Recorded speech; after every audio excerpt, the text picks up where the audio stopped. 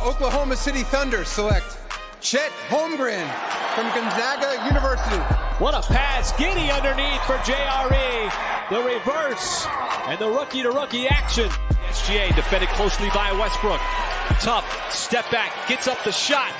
Banks it in for the lead. This is Udart. You're listening to the Uncontested. What is up, and welcome to the Uncontested Podcast, coming to you live Thursday, September 22nd. We are part of the Blue Wire Podcast Network and DailyThunder.com. I'm your host for the evening, back from the COVID grave, Jacob Niffen. Got my guy Taylor Peterson here. Happy that we have some actual content starting today. I also have Nick Crane with me. Lots of methodical quotes that we don't know what they actually mean. Lots of sophisticated Greek philosophy quotes today. I can't believe Pert got a shout out. And Pert got a shout out that had wise things to say. That was kind of shocking. Yeah, they should quote his wife sometime. Maybe some of the stuff she said whenever she tried to fist fight people at the nail salon. Thunder, you philosopher. Before we get started, though, the most pressing thing from today, from Thunderland, some of the guys went to the fair. And Thunder Media, social media, dropped a video of the guys at the fair. So I need to ask you guys, when's the last time you went to the fair? I grew up going to the Tulsa State Fair a bunch, mostly for the free crap. Like if you walk around the booths and stuff, you could leave with like a million things, which none of it's worth anything. But as a kid, like free stuff is so cool. Haven't been to the Tulsa Fair in probably a decade, if not longer.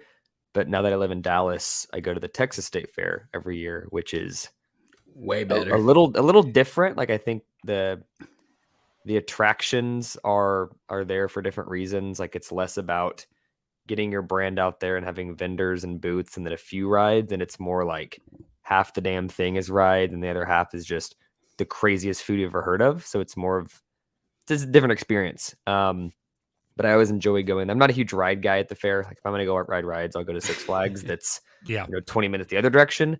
Nick, my rule of thumb is never ride a ride that's assembled and ran by a man with 10 teeth and a 5th grade reading level. Yeah, I don't trust him at all.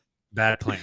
But I do trust the deep fried Oreo mixed with buffalo sauce inside of a deviled egg that's triple. I'm just making shit up, but that actually could be a real thing. Wait, what? That could be a real thing. That thing is like, I was following you there until you said like deviled egg. It was like, okay. But Taylor, when's the last time you went to the fair? Oh man. So growing up like Nick, we both grew up in the Owasso area. My family didn't go to the fair very often. So when I got older, like high school was like all of our friends want to go to the fair. And I took Summer to the fair. This would have been like, we've been married for 4 years. This is probably like barely even a year into being married. And it was one of her first times at the fair also, which is really funny because she kind of has OCD. So like walking her through the fair, she's just like staring at all these lights, just in awe.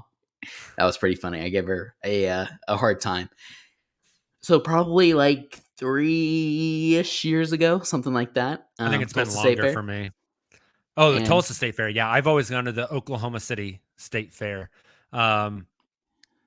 Not a rides guy, like I mentioned. I will do some of the food. We have a funny fair ride story, though. Let's hear it. I'm ready. Too.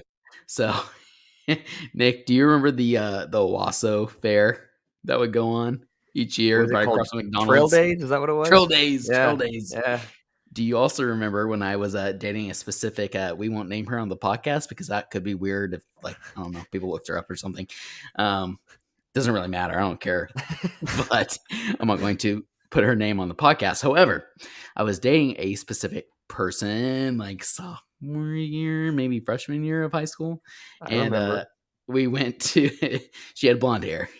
It was probably not the one you're thinking of. Okay. Before different the one then. you're thinking of. Okay. Taylor had a lot of girlfriends growing up. I had a lot. Yeah. Hard to keep a track of all the At the same time, I mean, anyways, we go to Trail Days, which is essentially like the Owasso State Fair, which is even smaller than the Tulsa State Fair. Anyways, there's this ridiculous, I think it's called like this slinger or something.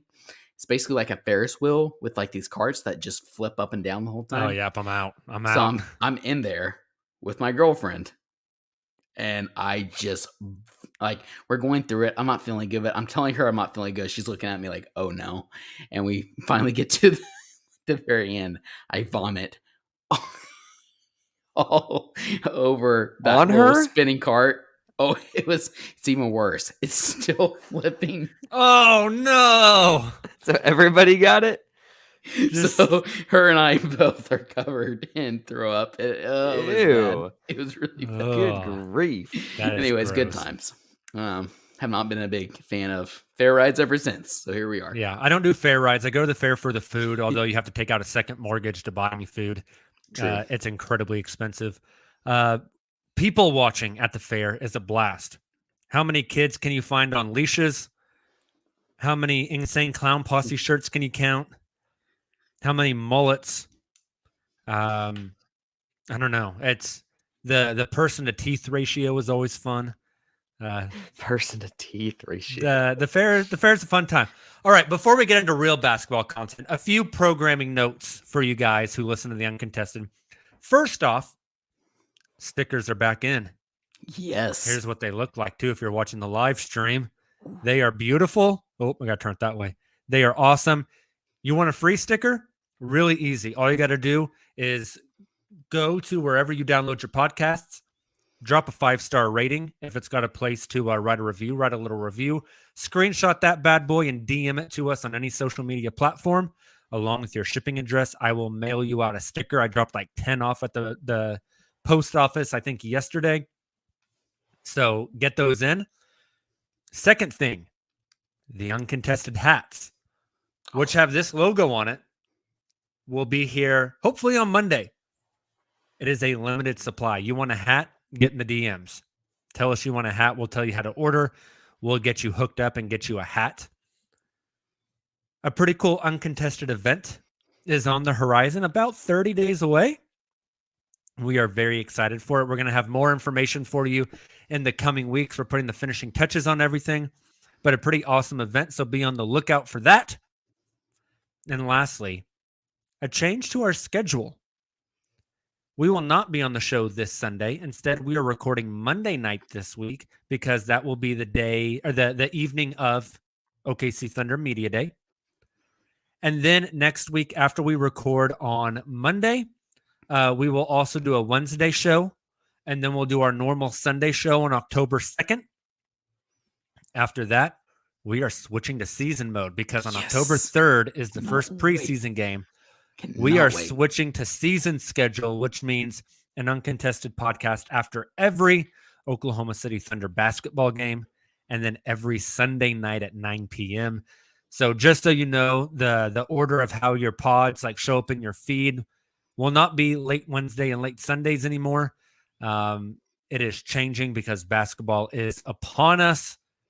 Super excited. So with all that being said, yeah, I'm super excited. We've already got the schedule out. We've been signing up for who's going to do what post games. Like, it's that time of year, boys. It's exciting.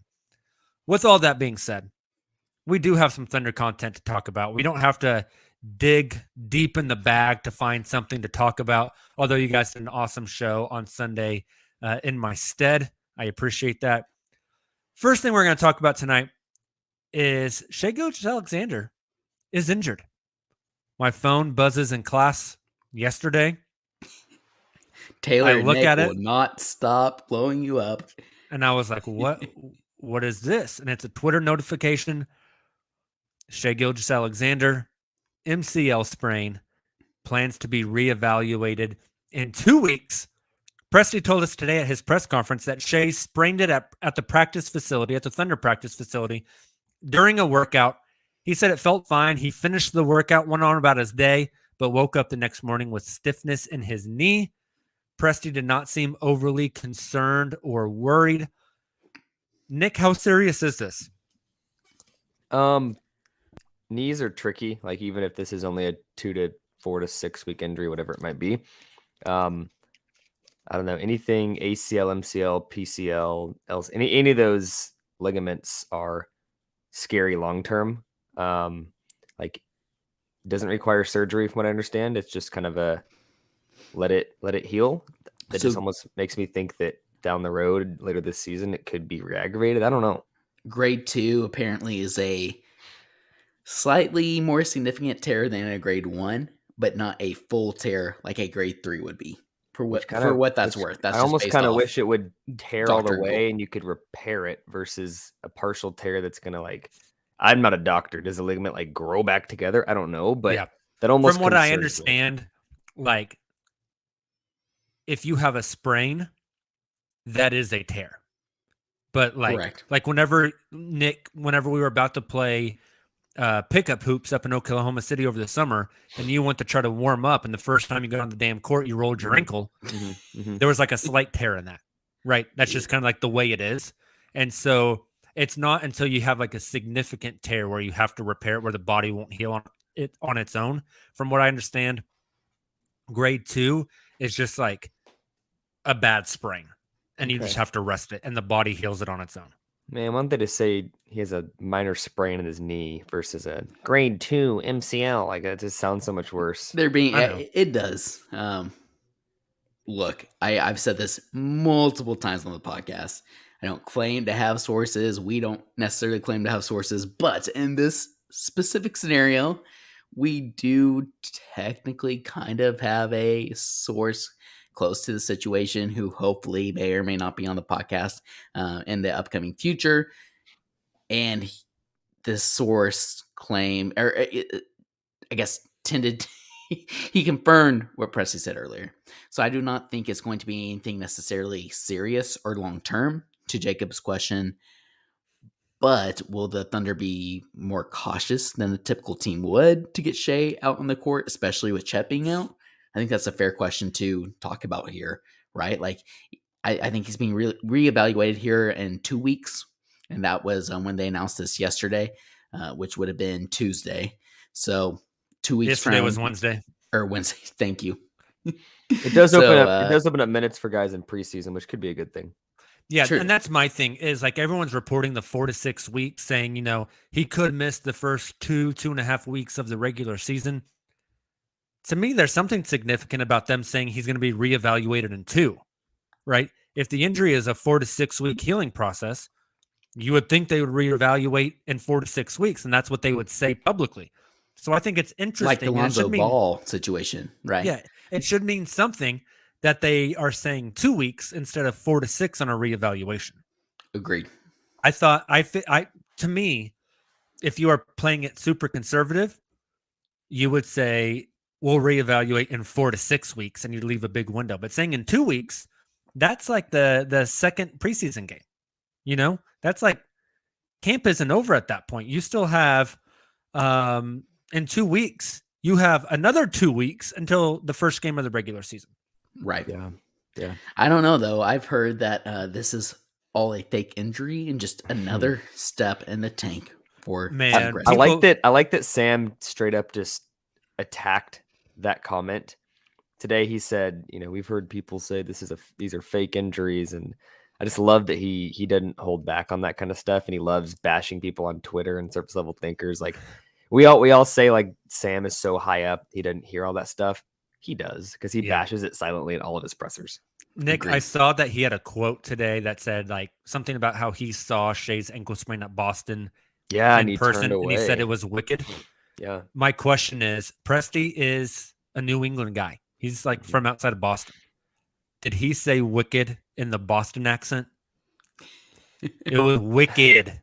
I didn't catch it. It Wicked. didn't quite sound. That's probably not a very good Boston accent at all. Yeah, wicked smart. What was that? Wicked smart. He's been around OKC, or he's been around Oklahoma enough to pick a little bit of the southern twang. Yeah. My question for you guys, I mean, it sounds like Shea for sure is out of the preseason and he's out of training camp.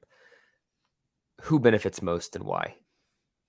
See, that's interesting because I think preseason basketball, they're going to try all kinds of shit. Like that's what preseason is for, right?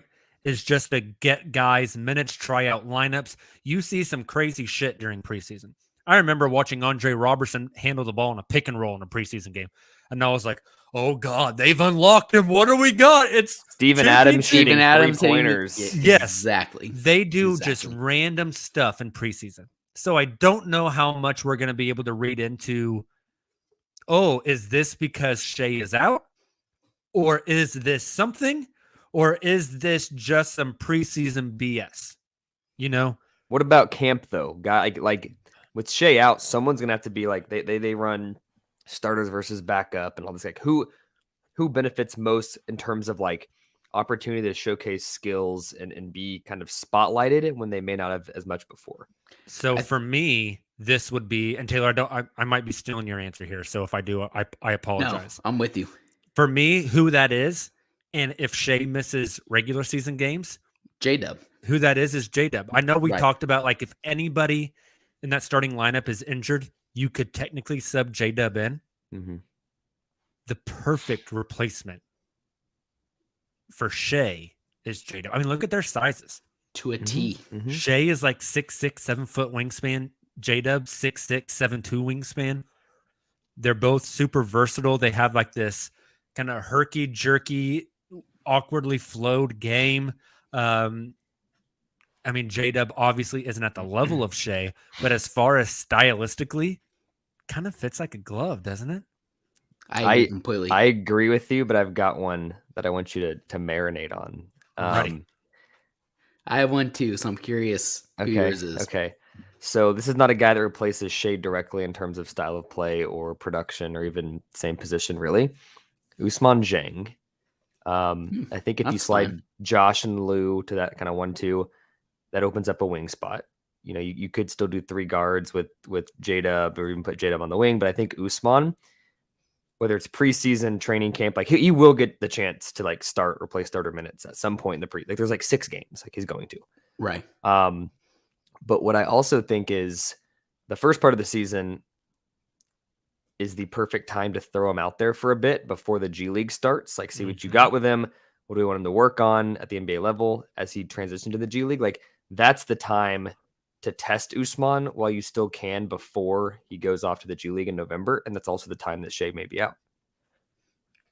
I love that answer. I think you're probably spot on there, and I would love to see him with some of those starters as well. I was going to go with Jacob and say J-Dub, but I had another one because I knew if I went first that that would be Jacob's answer.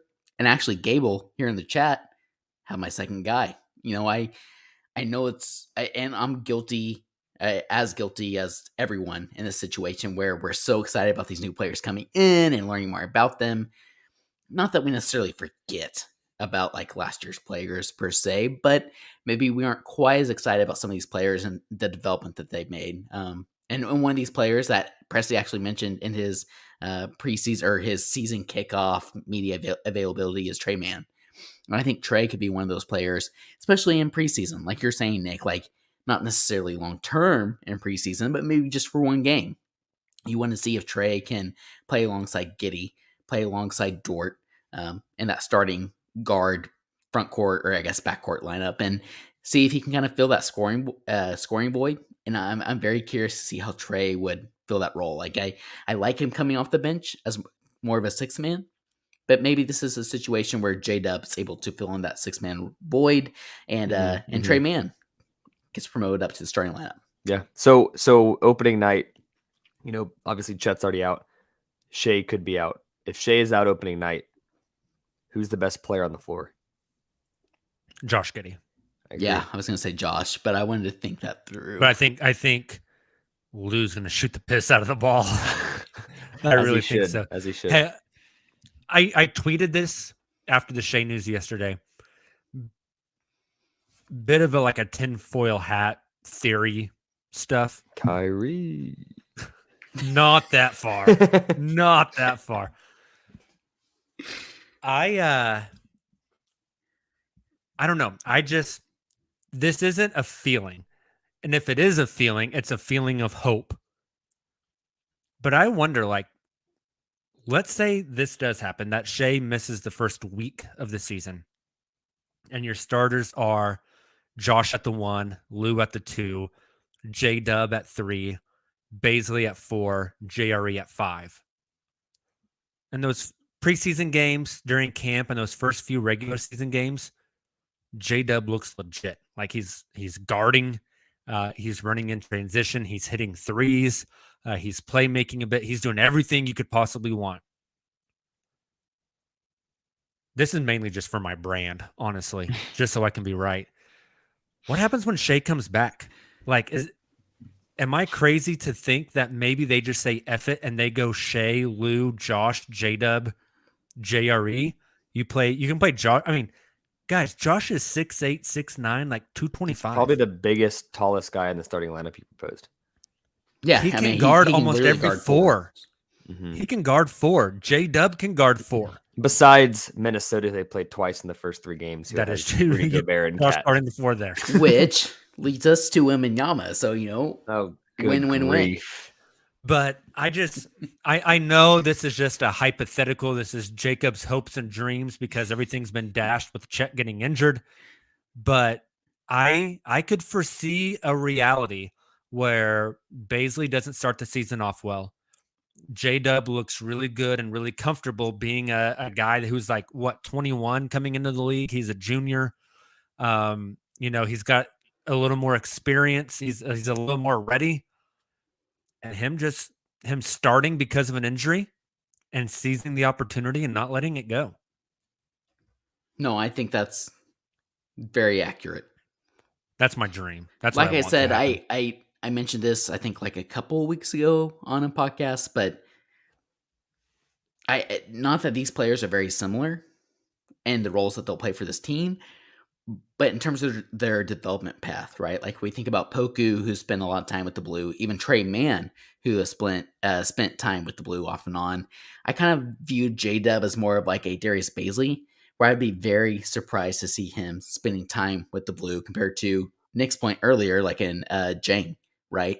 Mm-hmm. And so to your point, Jacob, like it would not surprise me to see him get some of those starting minutes, although I don't think it'll be a permanent thing, especially early on in the season with Shea out, because that's such a Dignall and Presti thing to want to like rotate guys through there. So we can see some Aaron Wiggins, some J-Dub, some Jang to, gosh, that was a lot of twang there. Some Jang to Nick's point, etc. Right?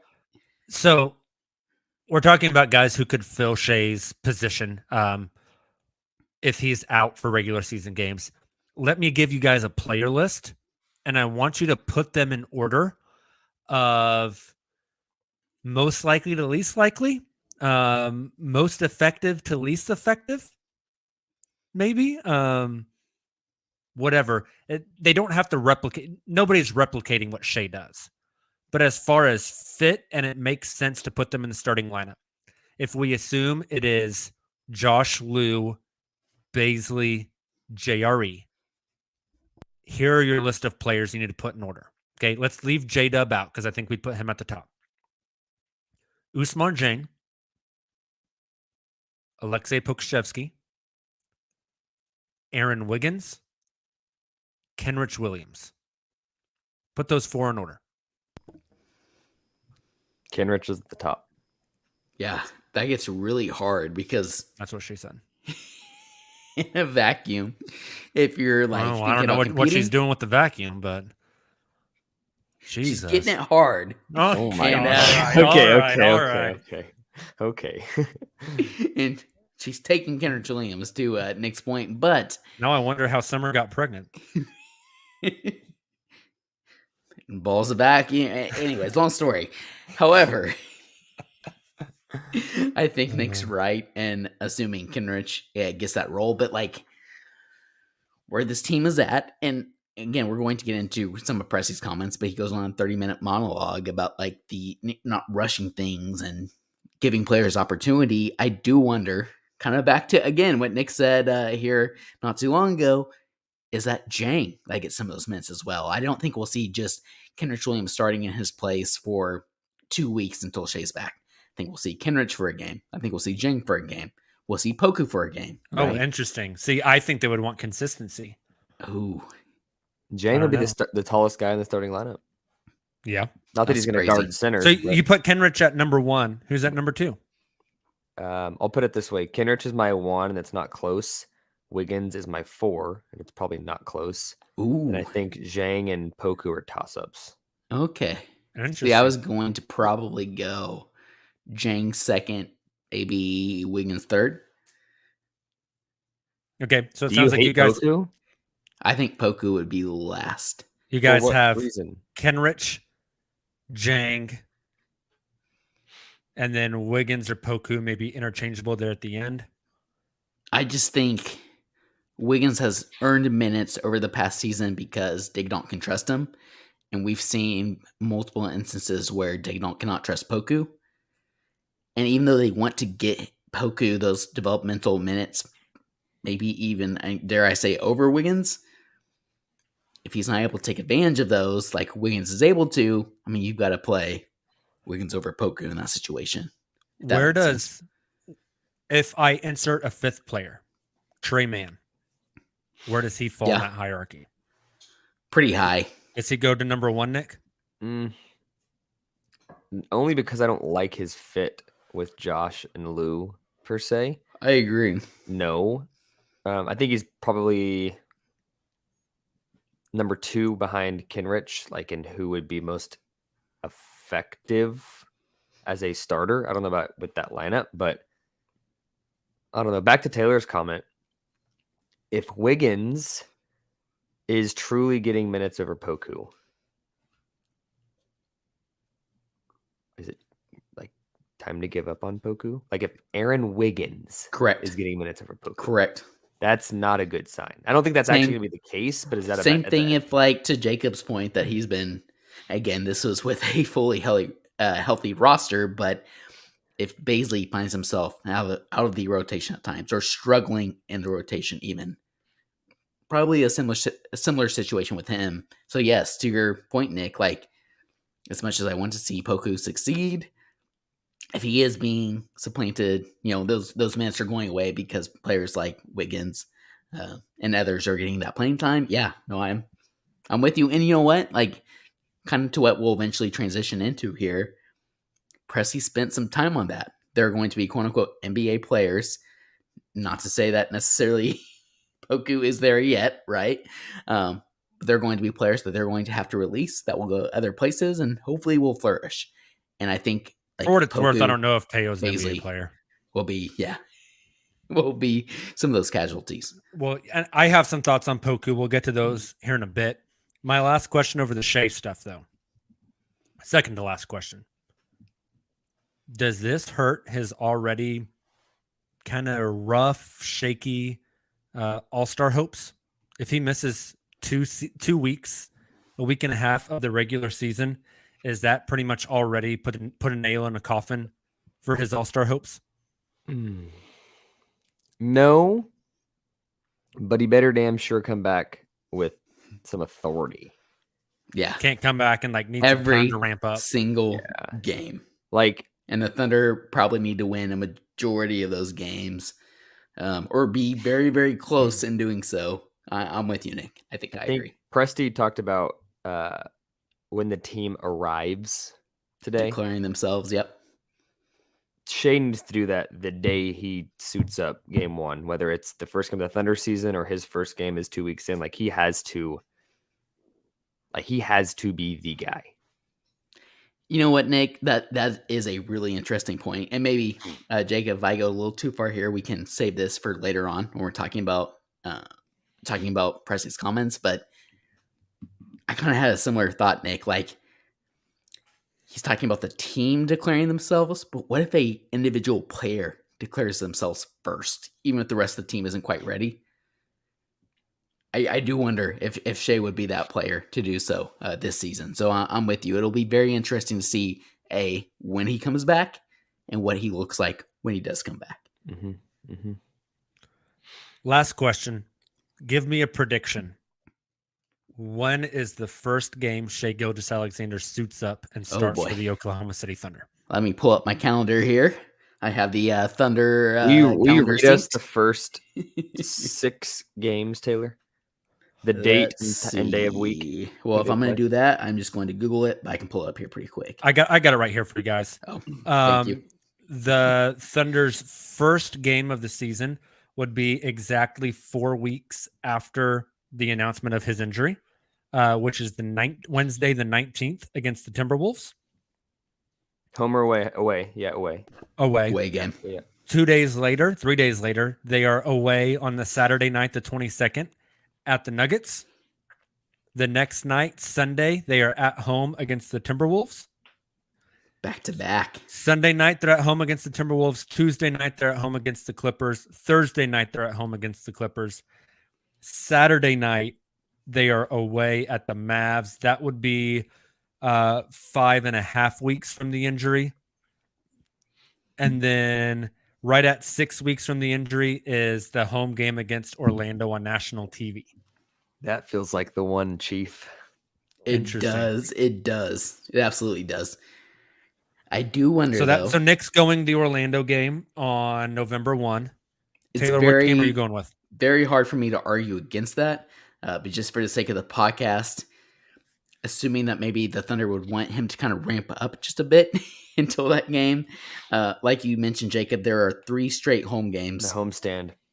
October 23rd, 25th, 27th. I think somewhere within that homestand.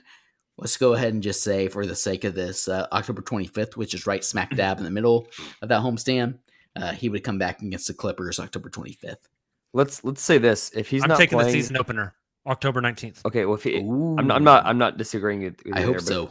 If he doesn't play the season opener, he's also not playing the second game. I don't see them throwing him out there for Agreed. If he an doesn't away play game. the season opener, I think It'd be maybe the the home home opener. opener. Yeah, The home opener. agreed. Yeah, Agreed. good point.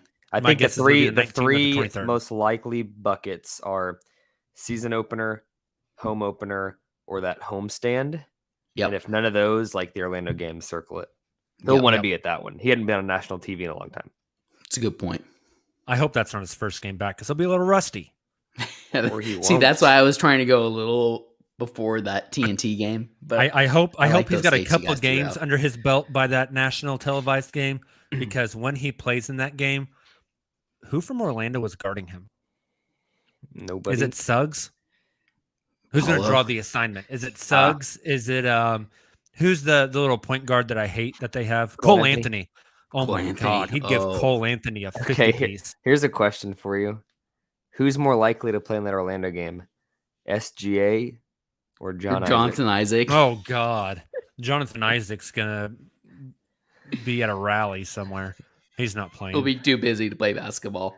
What is He's- up with him, man? He's gonna be Not out off campaigning the somewhere. court. We know what's going on off the court, but like Oh yeah. on the court, it's such a weird thing. Yeah, it ain't good. Orlando fans are very high on him. Like I mean, he's the perfect Jonathan like, Isaac is also long very forward high, prospect. uh, No, theoretically, absolutely. Like he fits that team perfectly. I mean, he fits any team perfectly. yeah, He's theoretically not- he's good if he can never play basketball again. Yeah, I mean, he Right. was good when he did play. Is my point. Theoretically, Amani Very. Bates is good at basketball. But he is about to spend the next decade in jail. Jesus. Let's take a quick moment, tell our listeners about our shirts sponsor, and our sponsors. Oklahoma City Um, Jail. Hey, if we can get the jail to sponsor the pod, I do a live pod from the jail. Jesus. Would you not? Live no. from We're the here- cell. We're here live from cell 31B. Bobby just got Sebastian stabbed. Telfair and his Xbox. Some guys breathing down your neck. Yeah, here's a special guest, DeAndre Liggins. That's what I meant. Gosh, I feel terrible. What did you I threw out the wrong Sebastian name there. Telfair is in prison for Sebastian gun charges. Okay, good. So Bro, he was supposed to be he was a phenom coming up. Who was we got Robert Swift joining us after the break. All right, we're going to the ad read. What's up, Thunder fans? This is Jacob from the Uncontested Podcast, and I'm here to let you know that we have fully redesigned our merch store to get you the best Thunder swag available. Just visit cottonbureau.com and search the Uncontested Podcast to find all of our new designs. That's cottonbureau.com and search the Uncontested Podcast to find new drops like Josh Giddey's Wizard of Oz or an ode to the Trey Man Step Back. We've also got all the classics like Dortal Combat, Liu Tang Clan, and everyone's favorite MVP, Shai Gilgeous-Alexander. The best part? You can get any design and the style of apparel you want. So if you're gearing up for the summer and want a tank top, needing a hoodie for the winter in Australia, or you're wanting a Pokemon onesie for your baby, we've got you covered. Make sure to go to cottonbureau.com and search the Uncontested Podcast to get your new Thunder gear today. And we are back. I got some more jokes to fire off, but I'm not going to do it. No. Please don't. Sam Presti held a press conference today that lasted for like 2 hours. It was awesome for him to just spend that time to give us all of this insight, all these quotes. It started off with a 30-minute monologue. The dude just like, he's not afraid to lay some stuff out. B, as a history teacher, I've had to teach Greek philosophy in the past. And I feel like anytime I listen to Sam Presti, I'm listening to Socrates give a speech. Taylor, can you give us just a few of the quotes you found interesting from that opening 30-minute monologue? A lot of it was about rebuilding, tanking, not skipping steps, et cetera, et cetera. Oh, man. Oh, so I scrolled a little too far here, unfortunately. One thing that he mentioned, maybe one of the earliest things, and again, I'm just kind of scrolling through some of the things I was listening on my laptop while trying to work, while also trying to tweet from the account. But one of the earliest things that I thought was interesting is he brought up, the Thunder having also, just a quick aside, he's bringing up things like Shea rumors, Lou Dort's new contract, the Thunder having what I'm about to get into, the quote unquote toughest schedule. The only way he would know these things is technically if he's following along on social media. And I understand that he has people who does that for him. I do not doubt that one bit. Hopefully it's not the same guys that do all it that for being said, Doc Rivers. Yeah. No kidding. He made a comment about smartphones and even I'm addicted to my smartphone. I don't know. All that being said, I think Sam might have some burns out there on Twitter.com. Regardless, I hope so. Sam's a frequenter at the Thunder subreddit. He obviously has seen, that's right, the subreddit as well. But he's obviously seen the stats about the Thunder having the quote unquote toughest schedule. So one of the things that he mentioned was, being in an incredibly competitive Western Conference, this young team being young, something that we've mentioned a lot about on this podcast over the past 2 months. They're going to lose games simply because of that. However, he thinks it's a great thing for this team because they're essentially going to be able to play against some of this elite competition in the league on a night in, night out basis. And that's going to make them better, quicker, and more long term. So I thought that was interesting. I'm kind of curious your guys' thoughts on the Thunder's tough schedule and being in the Western Conference. Sam obviously sees that kind of as a positive short term because, technically it's going to get you a better draft pick, but also long term because of development for his young players. I'm with it. I think it's a valid statement. Like a tough schedule, you're going to get your brains beat in a lot, which some people would argue is like bad for the culture.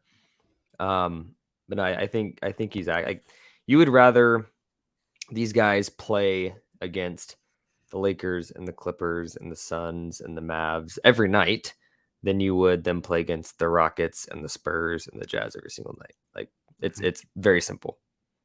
You learn way more about yourself when you lose than when you win. Totally. You're way more coachable when you lose rather than when you win. When you win, I a perfect example of this. Do you guys remember the Paul George, Melo, Russ year early in the season where Golden State came to town? Oh yeah. And they just like bludgeoned Golden State. And we Yep. were all like, holy shit, this Yep. team is good.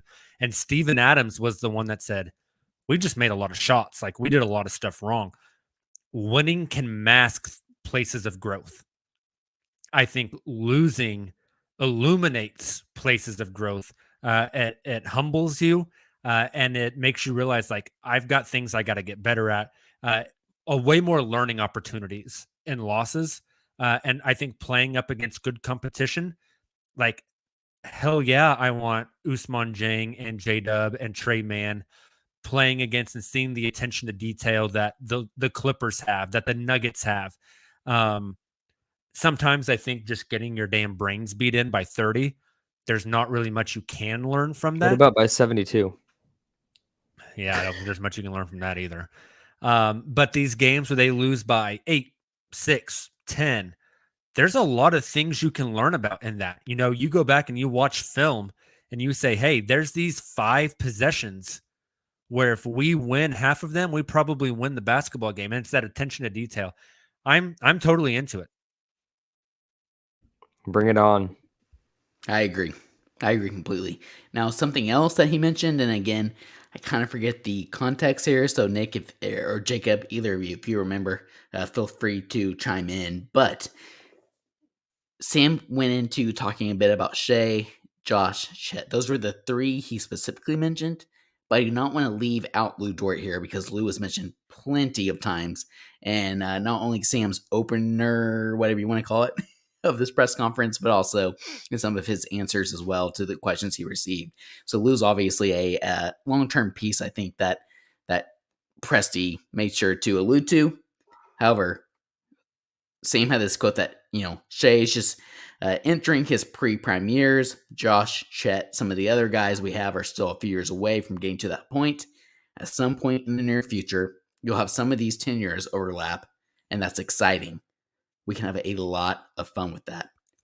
So obviously, there's not a lot to elaborate off of that, but the fact that Presti has this long-term vision is something he reiterated over and over in those first 30 minutes. And, I think he obviously is not trying to take any shortcuts, but sees these current players on this team overlapping, peaking at their primes, and therefore maybe they don't have to be the next team to go and trade for a Donovan Mitchell or Rudy Gobert, for example. Curious your guys' thoughts on that. Nick, I thought it was fascinating, that quote. Just something I picked out. It could be absolutely nothing, but the players he mentioned by name he said Shea Gilgeous-Alexander, Josh Giddey, Chet Holmgren. Mm-hmm. And there was, I think, another instance where those were the 3 names that he mentioned. Those are the 3 names that we as fans mentioned as well. They're the highest upside guys.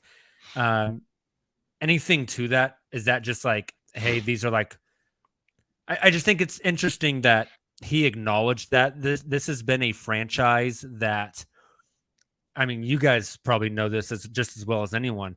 Whenever they do promotional stuff, they never feature a player. It's always team oriented, or there's promotional stuff for each of the players.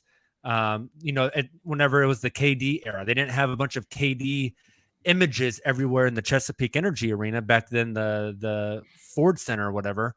Mm-hmm. They had pictures of everybody, right? It was always supposed to be a familial team culture. And so I find it interesting that he the guys that he mentioned by name were those 3. Yeah, and I mean, those are the 3 guys that if we had to put money on who's going to be on the team in 5 years, those are the easy 3 names. And I also think when he's up there giving a monologue or answering a question, he can't list off everybody. I think the more guys he names, the less familial, if that's the word you use. If he would have named 6 guys or 7 guys, the more trouble that's finds half the himself team. in. That's half the team he did mention. I think he did mention. I think him. So those other players worry. They're oh shoot, I'm on the chopping block. It's the main 3 guys. It's probably it is the first 3 guys that pop in their heads. It's the best 3 players, and he probably just left it at that. There was probably other guys in his head he wanted to say. That's why he went to some other guys. But I don't know if I read too much into that. What I did find interesting, kind of tinfoil hat here again, like Jacob said. We all talk about summer of 23 as like this, you get a high draft pick, you push in some chips, you maybe expedite the rebuild. I think Presti made it pretty clear today. Like, there's no defined timelines. It's all about the CBA. Like, I think in his head, he probably thinks next summer could be the summer. Could be. But if the CBA throws a weird wrench or there's something he doesn't like, he even alluded to we've been burned twice with Yes. CBA or rising salary cap.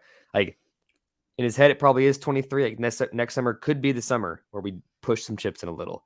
But if he doesn't like some of the stuff in the CBA, don't be shocked when next summer's not the summer. He mentioned that, to your point, Nick, and he mentioned that in his 30-minute monologue that we're talking about right now, but also in one of the answers, I believe it was Andrew Schlecht. I think Andrew asked him about, like, what does it actually mean when you say that this team needs to declare themselves? And he goes on this, like, the longest answer he gave all day was the answer to that question. It was about another 10 or so minutes. And that was one of the things that he alluded to, Nick, was the upcoming CBA. And not just that question, or sorry, not just that answer, but he mentioned that multiple times. Like, we'll see with the CBA, the next CBA, maybe that'll change the value of draft picks, although I highly doubt it. There's a couple comments just like that. Obviously, those aren't direct quotes, but I found that very interesting as well. And to your point, Nick, I think it was in response to Andrew's question where he said that specifically, like, we've been burned twice, third time, it's not going to happen. I found that very interesting as well. Real quick on that, and not to take us down a rabbit hole, but we all think summer of 2023 because that's what other people say, and we kind of cling to these ideas, hoping that they're true. And Nick, I think you bring up a great point of, like, if the CBA doesn't look how they want it to, maybe their plans alter. Just another thought. I'm not saying this is true. I'm not saying that I think this is true. I just think it's important that we look at things from all angles. What if they're maybe worried about some of the limits on the next CBA, and so they decide they need to get someone in before the next CBA hits? You also can't control when guys are available and getting traded. Like, what if Shea does make the All-Star game this year and the team's not playing well, but Shea is looking awesome, and a player that they're really interested in becomes available at the trade deadline? Yep. And Presti thinks, maybe now's the time to pounce. Maybe if I get this guy on the roster now, that would help, because the new CBA maybe has some sort of limit on me adding somebody once the new CBA hits. And so getting them on the roster now and having them before the CBA hits. And this contract will be more valuable on my roster. I will play devil's advocate on this specific example, because I think one of the biggest changes in the CBA is going to be around player movement. And there's going to be penalties for players like Kevin Durant that ask out in their first year. Like, if you demand a trade and get traded, you're going to lose salary. If it's like year one, it's a huge, salary reduction. If it's year 4 or 5, maybe not so much. I almost think the new CBA is going to try to limit guys. Like, if teams are going to fulfill their end of the bargain, and if they give you $20 million a year and you suck, it's guaranteed money they got to pay you. The players also got to hold up their end. You can't sign a 5-year deal and demand a trade year one without being penalized. So I almost wonder if the CBA almost makes Shea more valuable or less likely to jump ship. And so they end up keeping him. This is just that one specific scenario. Well, yeah, but along with that, Nick, if that's the case, let's say there was some sort of stipulation in the new CBA that limits how you trade guys because of everything that's happened. Maybe that means you read the writing on the wall and you realize maybe a guy this summer that we want to trade for isn't going to be available when that new CBA hits. So I got to strike now. Yeah, but if you're trading for a guy that Shea's not involved in the deal, totally agree. Yeah, that's what I was meaning. Okay. I thought you were to make like trading Shea for like somebody else. No. I'm saying Shea is awesome, and you decide our process has been expedited. This guy has arrived. We need to get him a running mate now. Agree with that. Totally. But Shea, like, I don't think there's another guy in the league that you would trade one for one. No. I'm sorry. Because of that reason. That was on my fault for not like clarifying that. Yeah. One guy that I think about again, like, let's say that was a thing, Nick. RJ Barrett just signed a 5-year deal. Yeah. Right. Like, he's the guy that I think about. Like, could you decide, hey, we'll we'll send you some young guys and a Lou Dort or whatever and a couple of picks to go get RJ Barrett because we know the new now would be the time. Yeah, when the new CBA hits, there's going to be penalties for trading a guy, not upholding your end of the bargain, yada, yada, yada. I don't know. I don't think that's going to happen. Just a thought. I think it's important for us to be cerebral on this and look at things from all angles. For sure. I agree. And so there's obviously a lot more comments, and we can go back to some of these. I think that Presti had in his opening, 30-minute monologue. However, to your guys' point, one of the things, like I said, Andrew Schlecht asked about, like, essentially, what does it mean for this team to declare themselves? And Presti went on a very long-winded answer, and it kind of goes back to what both of you were just discussing. He mentioned games of confidence. He mentioned, and he went even further into, like, there's so many rabbit holes we can go down in some of Presti's comments, which led to this 2-hour presser, which is honestly, like, for me personally, is so appreciated. From a fandom standpoint, from a media standpoint, like, I think about the New York Knicks who don't even do this. And for Sam to spend 2 hours after last season and to start this season with the media and, again, communicating his thanks for the media, communicating that to fandom, I just find that really encouraging, and I appreciate that from Sam. Anyways, he mentioned games of confidence, consistency in play, not rushing to make an acquisition for an area of need, and he specifically mentioned because what if there is a solution on the roster already that is present or emerging on the current roster? I just found like some of those comments very interesting in terms of what it means for this roster to declare themselves. So you guys were talking about, like, what if Shai's an all-star? Seems like, okay, that would be great, but what about the rest of the team? Mm-hmm. Curious your guys' thoughts on those comments.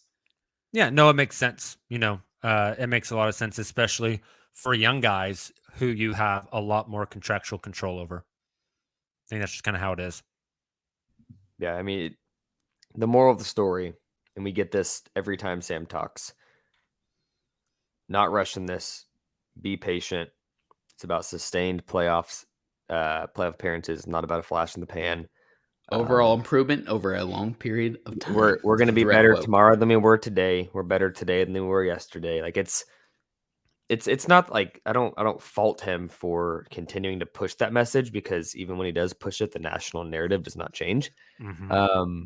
But I do think like a lot of what he says has to be a bit filtered because of his position he's in. He can't just say what's on his mind all the time. But I do think he genuinely means I will play this out until I'm ready to push the button.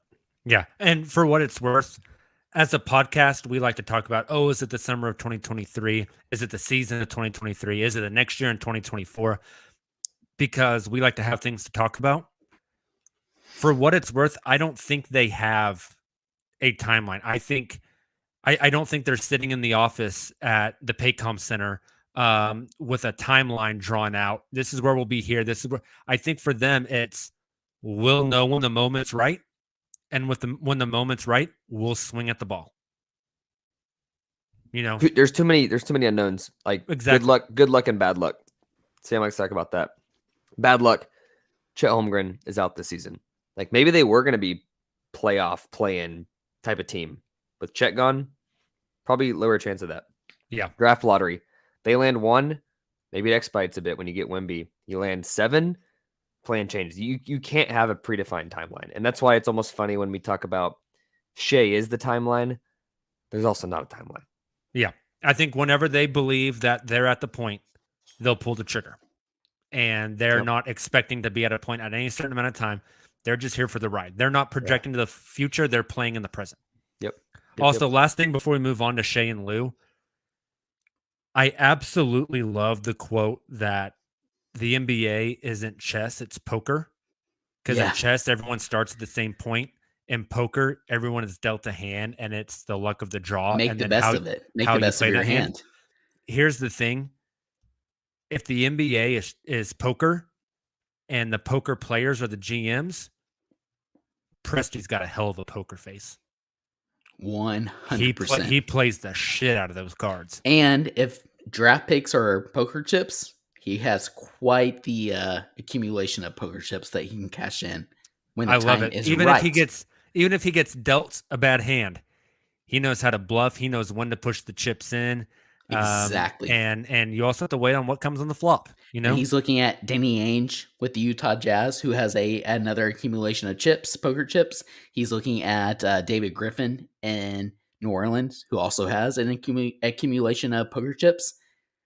But when are those three GMs ready to push those to the middle of the table? Sam's going to be, from what I heard today, going to be much more patient and, going quote unquote all in to continue our poker analogy here. Sam's not waiting for a suited 10-8 to push the chips in. Yeah, he's right? not a Rudy Gobert to push all the chips in. He's gonna make trash on franchises. He's not playing anybody else's game. He's playing his game. I like it. Let's talk a little bit about Shea and Lou.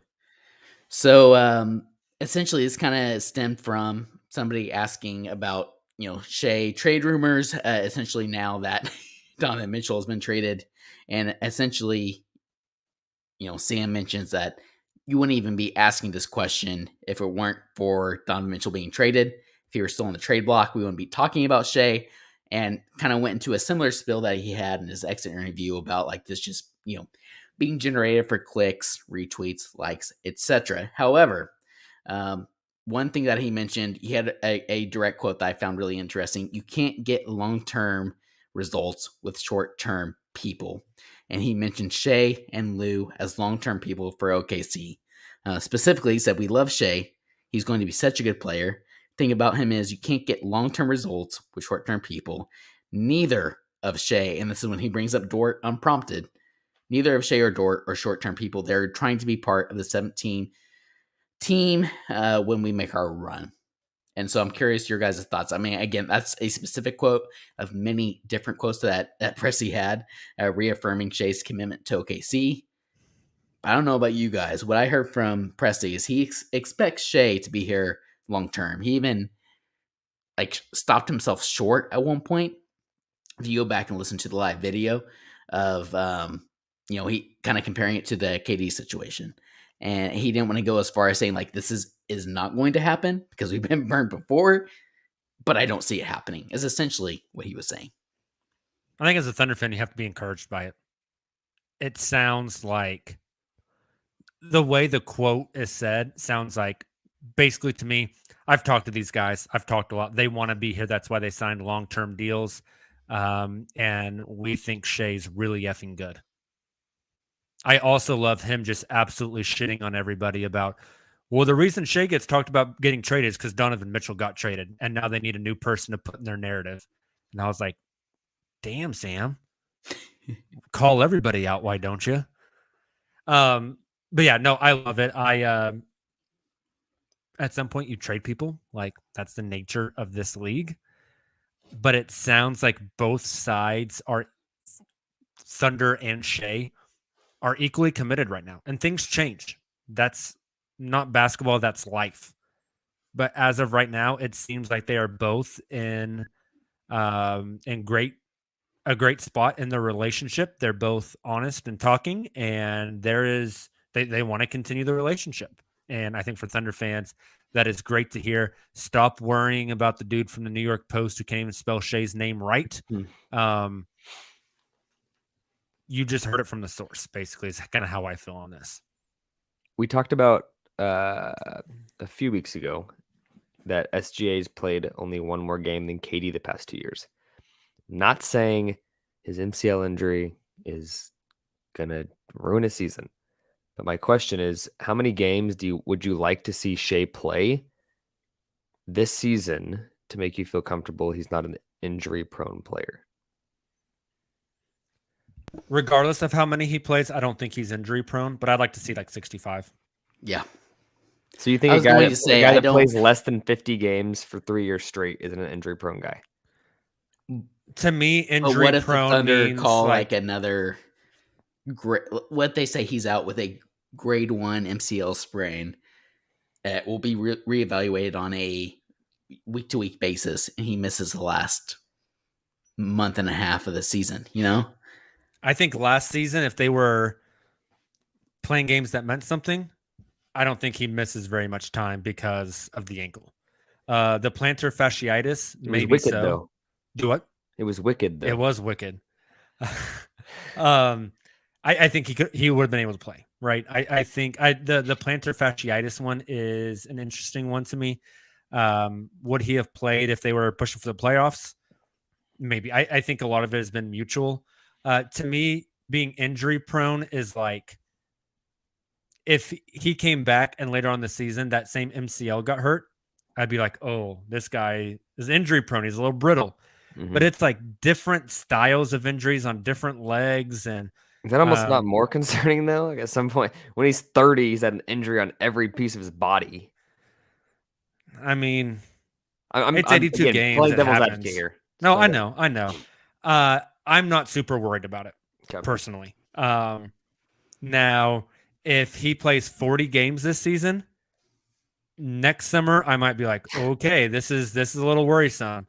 But it's all fun and games now when it doesn't matter. Yeah, they're losing. But when Oklahoma City is trying to make the playoffs, if Shea plays 54 games during the season, misses 2 games in a 7-game series, you really change your perception of the player.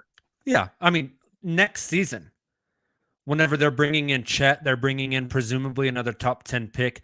They're bringing back first team all rookie J-Dub and rising stars champion Josh Giddey. And it looks like they're ready to do some damage, and he plays 50 games. We have a problem. Right. But right now, like, it doesn't really matter. So the last couple of things here, just I'm going to rapid fire. You guys can discuss kind of to round this out. He mentioned Chet's injury being not so much a development issue. He's not concerned about Chet's development at all. In fact, he actually views it as, believe it or not, like we discussed here 2 months ago, whenever it happened, or gosh, I guess only about a month ago. He mentioned it as beneficial for Chet. However, he said the biggest, I'm trying to remember the exact quote to be careful here, but essentially the biggest challenge for the Thunder, the biggest disappointment for the Thunder was a tactical reason, not being able to see him play alongside guys like Shea. Yeah, you want to see how they fit? Season. Exactly. He also mentioned he was asked about the comments from David Holt about the new arena, and he mentioned how strong that the civic leadership is with the Thunder and how he's not concerned about that. Mentioned Chip England, some Mitch's comments that I'm sure. Oh, no. Dive into all of it. Dive into all of it. Stop. No. Stop. We're not talking Vasily Mičić. I refuse to. This isn't new information. Like, we've known this forever, but every time it comes up, I said this in the Slack earlier, like, blows my mind that Sam Presti took over an NBA franchise at 29 years old is bonkers. That's crazy. Like, if that was me, I would have been GM for 3 years already. I wouldn't even. Is that not crazy? I'm not 29 yet, but I mean, I'm not that far off. And to think that, like, to even being a position where like GM is obtainable in a couple of years for me, doesn't even, like, it's like most people his age when he got GMs were like entry-level video scouts and like doing spreadsheet crunching, or like Mark became a head coach at 34, 35, and he's the youngest guy in the league. Sam would have already had 6 years of experience as a GM. That's crazy. And not only was he 29, he drafted KD, Russ, Harden, and built a dynasty in like a year and a half. Like 18 months into his tenure, he had like a championship young core of guys under 21 that are future Hall of Famers. Insane. Nick, last thing I want to touch on before we leave.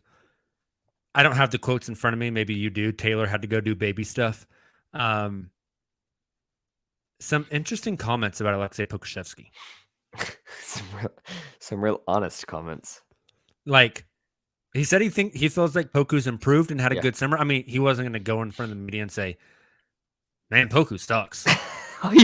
He did say Poku sucked at times last year. Yeah, but like he could have not said anything about Poku. Could have. But he said, we think he's had a really good summer. We're excited, yada, yada, yada. My question for you, does that move the needle for you at all? I'm talking like a little tick of the needle. They're just a little bit of a move on Poku having a bigger role, or does Poku compete for that spot that we have like penciled in for Darius Baisley as a starter? I've got two answers. Okay. I do think Poku challenges Baisley for a starting spot. Maybe not opening night, but at some point.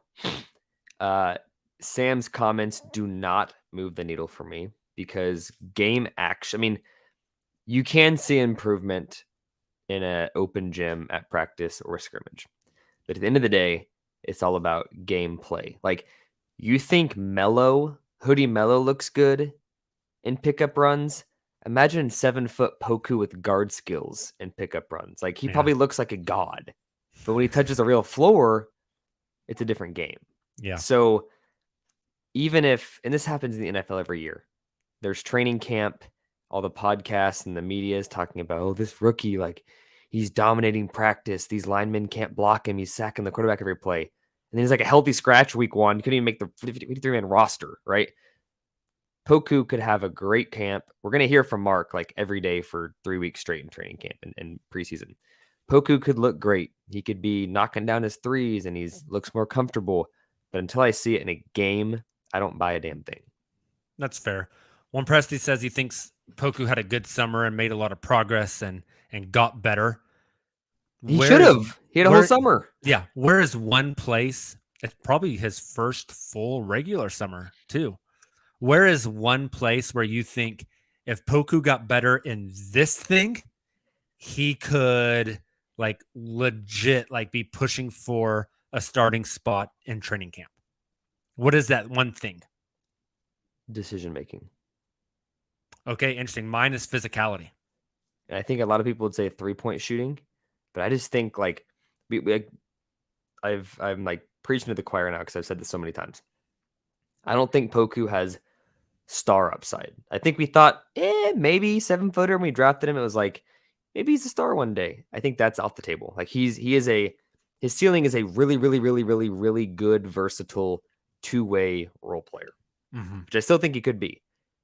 But to do that, he's got to like fit on an NBA court. Like physicality, totally agree with. He's super skinny. 3-point shots, not good. But even if he gained 30 pounds and started knocking down threes, like if he's going to be doing stupid behind the head passes and turning the ball over recklessly, and not being disciplined, it doesn't matter. And for me, the skinniness has nothing to do with the physicality. Okay. It's the mindset? Chet mindset, Yeah. right? Like Poke, the MFer. He needs that dog. Which Presti did say these guys have. What did he say? They're the underdogs. Yeah, they've got a lot of fight in them. I was like, Presti, just say it, man. He's got that dog in him. They got that dog in him. All right, Nick. Anything else you got? No. I mean, excited for Monday. We're gonna hear a lot of stuff. Most of it will be filler. Like it's not really gonna mean anything, but it'll give us something to talk about. There's going to be some guys that say some cool stuff that'll make us super hype about seeing them play. And preseason is like, 2 weeks away? Like it's 2 very weeks close. away. Very close. J-Dub, welcome to the league. I can't wait. Hey, thank you guys so much for tuning into the Uncontested. Like I said at the beginning of the show, go drop that 5-star rating wherever you get your podcasts at. Write a little review. I'll mail you out a sticker. Just DM your review to me. Take a screenshot and shoot me your address. Hats are coming in. We'll publicize them whenever they get here. You can't order them online. You got to get them straight through us. It's a limited run. They're going to be dope. Cool uncontested events coming up. We got a lot of stuff. Nick, it's basketball season, baby. Finally. We are back. We'll be back with you guys again Monday night. No show Sunday. Monday night after Thunder Media availability, about 9 p.m. We will be live on the show talking everything that we heard from all the players and the coaches. So join us then. Tune in. We will see you then. Have a great weekend. And as always, Thunder up.